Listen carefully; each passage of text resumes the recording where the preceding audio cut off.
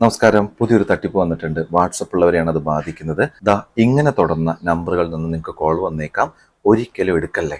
എടുത്തു കഴിഞ്ഞാൽ അവർ പറയാൻ പോകുന്നത് CBI ആണ്, അല്ലെങ്കിൽ മറ്റേതെങ്കിലും ഉയർന്ന ഉദ്യോഗസ്ഥനായിരിക്കും എന്നൊക്കെയാണ് പറയുക.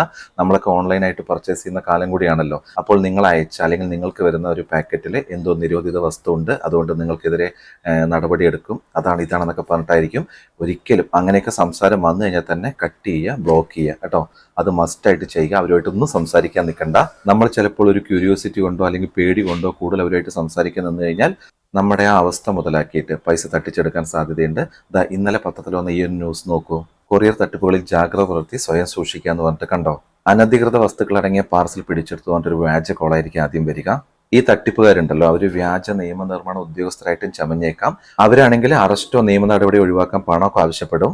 നിങ്ങൾ പണം കൈമാറ്റം ചെയ്ത ഉടനെ തന്നെ ഈ തട്ടിപ്പുകാർ അപ്രത്യക്ഷമാകും. അതുകൊണ്ട് സൂക്ഷിക്കുക. അത്തരം കോളുകൾക്ക് റെസ്പോണ്ട് ചെയ്യാതിരിക്കുക. ഫോൺ കട്ട് ചെയ്യുക, ബ്ലോക്ക് ചെയ്യുക. അഥവാ നിങ്ങൾ അറിയാതെ ഏതെങ്കിലും തട്ടിപ്പിലാകപ്പെട്ടാൽ ഈ നമ്പറിൽ വിളിച്ചിട്ട് കംപ്ലൈന്റ് ചെയ്യൂ. സൈബർ സെല്ലിന്റെ നമ്പറാണ്. ഓക്കെ.